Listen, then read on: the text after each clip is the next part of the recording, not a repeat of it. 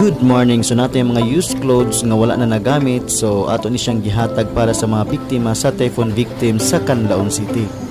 Do dili kayo ko daghan kayo mga sinina, pero at this point of time namin nagkinahanglan, so ato silang tabangan.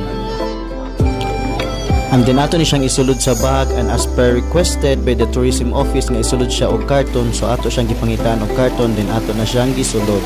So ato siyang gibutang sa usa ka box. And in times like this, wala gud tayo laing masaligan kung dili kita-kita lang gyud ta nga magtinabangay lang gyud. Ang importante na ipakita natong atong pagka-Pilipino nga kita magtinabangon sa usag-usa. Bisan nga padayon pa ang makusog nga ulan din hingdapita, so magpadayon daghapon sa ato ang goal karong buntaga. And then naabot na ta diri sa tourism office, so ato nang gi-deliver ning ato ang box, kay iyawat na lang mahatod na ni nila paingon sa Canlaon City. Do gamay lang ni siya nga butang, I hope nga dagan naghapon ang malipay niini, and naputay laing donor nga niabot sa iyang mga used clothes nga iyang ihatag pod ngadto sa Canlaon ug ato ning gi-deliver unya.